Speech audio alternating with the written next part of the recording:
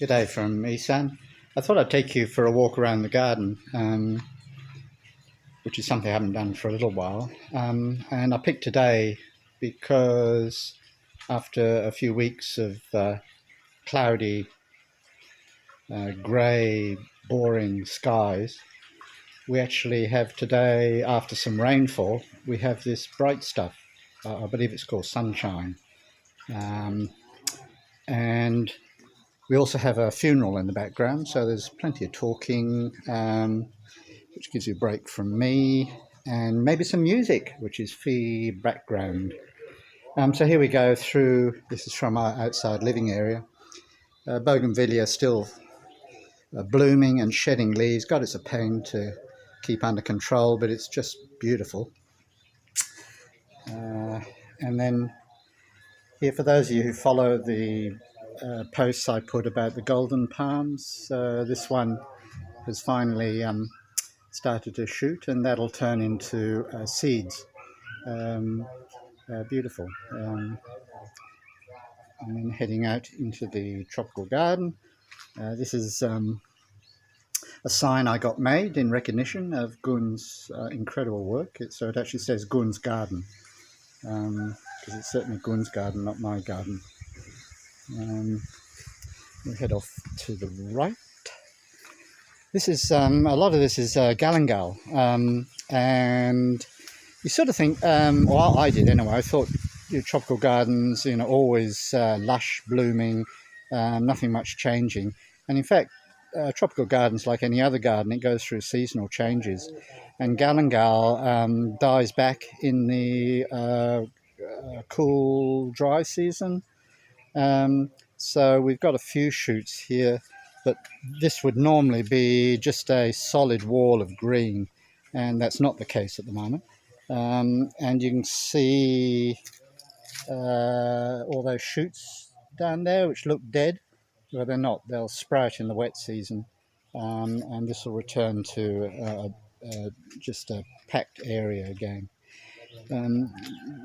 These ones on the left, canyards, I think they are the same, die back in the cool season, and will really take over this area again once the wet season gets going. Mango tree, pain in the ass to keep. I wouldn't put one in a garden myself. If you're into mangoes, just go and buy some. But they drop leaves all the time. The flowers drop. They're just really painful to look after. But beautiful trees, lovely shade. And this pathway is coming along so well all the time. This hedge at the end is almost turning into a hedge. Bougainvillea again, looking back towards the house, and you can see that archway we've come through, which is something I really wanted, and was only a design on a piece of paper originally, but now is actually coming into reality. Really nice. And you can see this hedge start to join together now and actually turn into a hedge. These will bloom in the wet season. Oyster plants, backbone of any garden.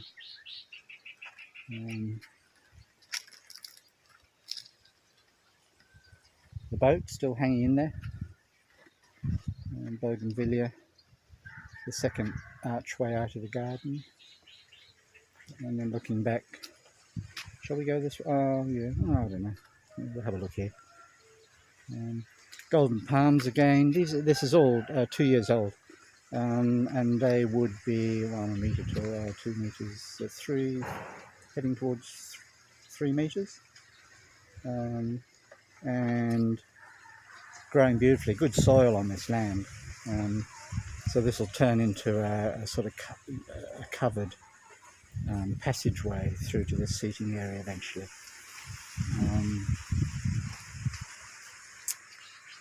We'll go this way. So the second archway really starting to come together again. Music, excellent, wonderful, just what I wanted. This area was, it took a while to get going. Well, it took a while, it's been 2 years, that's hardly a while.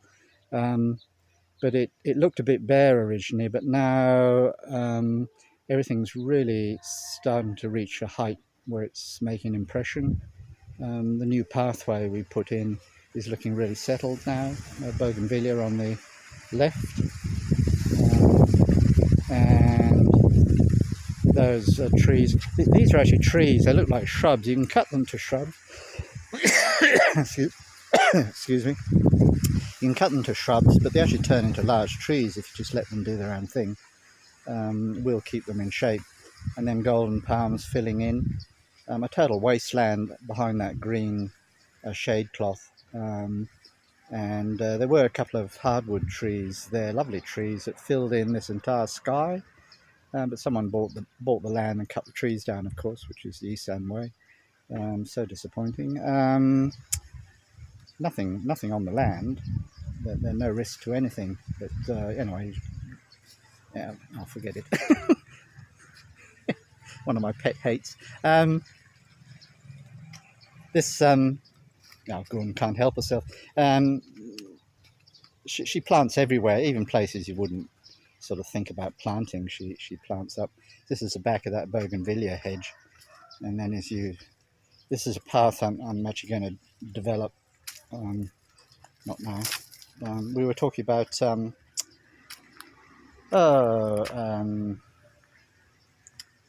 what are these? Tamarind. Thank you. I'm getting old. We're talking about tamarind. These are tamarind seeds, pods, and I put photos up of this tree. Tamarind for real. Lovely shade tree, and then heading through to, and this path goes right the way down the edge of the garden, behind the other bougainvillea mound to another seating area. I don't know. Sometimes lost for words, an unusual event, I know. Yeah, it's just so pretty. So heading back. It's come on a lot, hasn't it? I put the video up, I don't know, a few months ago, last year anyway. And this area has developed so much since then. Give another 2 years, this sky will fill in with trees and high shrubs. It'll change character again. And this lady's really settled into her position now. Going back. Yeah, this area looking really nice. This is behind that red wall. Lovely pot. And then these two shrubs here, these are avocados. Whether they do or don't ever produce avocados, we'll wait and see. Evidently can take 4 or 5 years.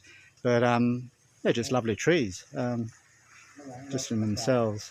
And then walking through more bougainvillea. This is a guava. You can see the huge guava. Gaun wraps them to keep the bugs out. And yet another path to be developed heading around the back. And then through another of these gateways. The garden's split into separate zones, each which has its own sort of character.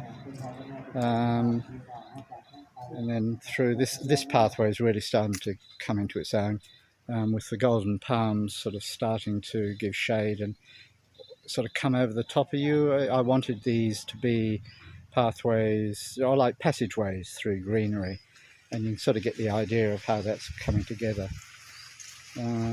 This area was really newly developed after we put the path in, which is only a few months ago, and it's really started to look settled, and it could have been there a million years, but it's only, I don't know, 4 months, 5 months. And then looking back through that archway we've just come through.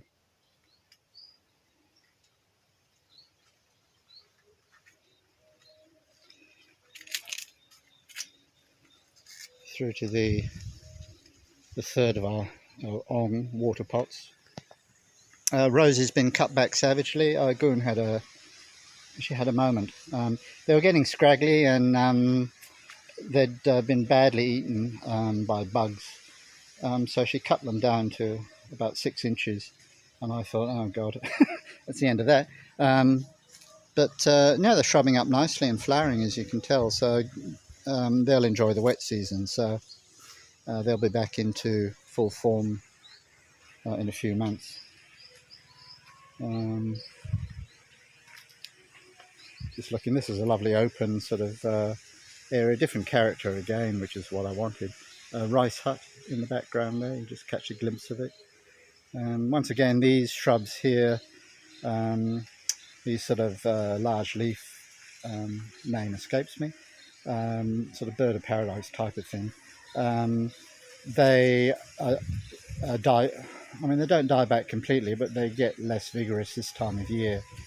Come the wet season, heaps of new shoots, and that turns into a hedge of them with these lovely golden flowers, which you can sort of see there, except they're mostly dead.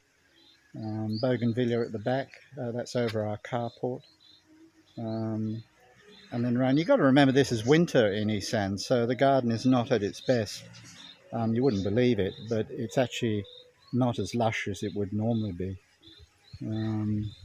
God, I think back to my days in Canberra, and you know, a garden in Canberra in winter looked like you know, something after the end of the world. This is my forest walk, which I always wanted. These are beautiful shaded. It really starts to look like a forest, doesn't it? But these trees here, you can catch glimpses of them. They're 2 years old, or less than 2 years old. Just amazing growth. And where's the tree trunk? Oh, here we go. Yeah, just to give you an idea of the size. So that's less than 2 years growth. These are Dokun, the yellow, the golden shower trees, which I've written about recently. New wall at the background, looking wonderful. Thank you very much. And through a big mango here, once again, pain in the ass. Lovely tree, sorry mango. Yeah, lovely tree, but continually drops. You spend your life sweeping. I don't really care, I've got not much else to do, but if you want a low maintenance garden, don't put a mango in. Yeah, anyway. Rice hut, looking beautiful as always, so settled. I mean, this thing's only, what is this? I don't know, 18 months old? Not the rice hut itself, but its position. I mean, it looks as though it's been here for 20 years. Just incredible. So where will we go? I'll take you around here. I haven't done this before. So this is our utility area. And we have clothes hanging because it rains here without warning. Nothing changes. It's not like, I mean, I know in Canberra you knew when it's going to rain because the sky darkened and it, you know, looked like rain clouds. Here, nothing happens. It looks exactly the same, then just starts raining. So I thought we'd build this undercover area for clothes drying. And this is where we keep all the junk. Behind the rice hut here, and this is a workshop. I say workshop, not much work done here. And there's a wall between the rice hut and the garden. Some old Isaan farming implements there. Where will we go? Oh, we go this way. This is the entrance to the carport.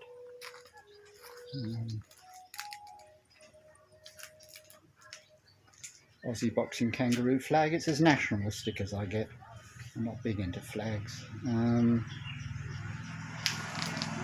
this is our area. There's a laundry there, shower, bathroom, and a storage room, come bedroom on this side. And then it leads out to the older garden. I'll give you a quick peek and then we'll head back.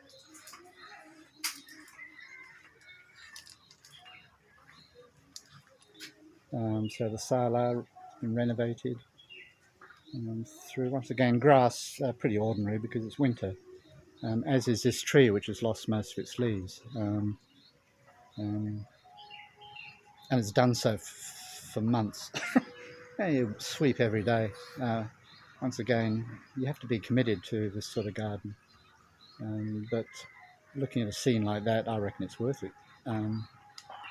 See that blue sky, unbelievable. It won't last, but enjoy it while you can. My philosophy on life. You still with me? Long video. So this will be one of the entrances that people experience when they come. There are two ways to get to the house, and this is probably the most beautiful way.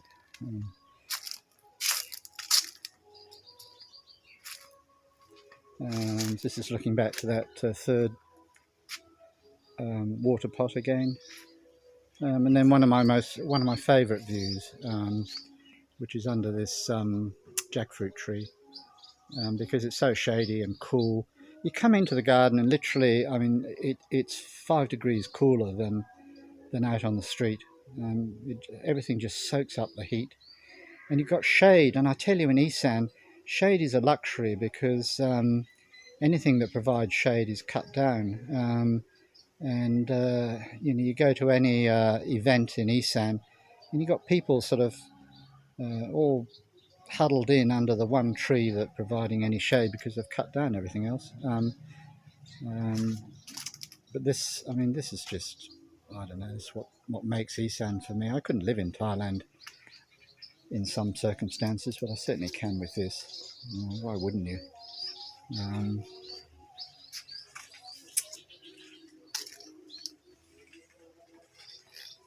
And I designed the garden, have all these paths. You can't see the garden in one go, as you can tell from the video. In order to see the garden, you have to go for a walk. We actually had a friend of ours, come to stay. She actually got lost. She doesn't have a very good sense of direction, but she came out somewhere. She didn't know where she was, didn't know where the house was. And that's the sort of garden I want. And then round to, this is one of my favourite seating areas. This tends to be where we have morning coffee before heading out to the farm. Just coming under this flame vine, which is shedding its leaves and shedding its flowers too, but it'll come back again. It's got another burst of flowers this year before it finishes. Out to that pot again, and round. And this is a view that any of you read my posts will be very familiar with. I reckon it's one of the best views in Thailand. Just magnificent. I see it every day, and I still get pleasure out of it. Yeah, my beautiful owl, purchased from Udon. Very unusual to find something that's semi-artistic in Isaan. Mostly it's all to do with practical things. Flame vine again. These are all dropping, but new ones are coming through. And then, yeah, heading back to the house. So thanks for joining me on my garden tour. We'll do it again in after the wet season maybe, because everything will have added a lot of new growth, and everything will be looking a lot more lush. But thanks anyway, all the best, see ya.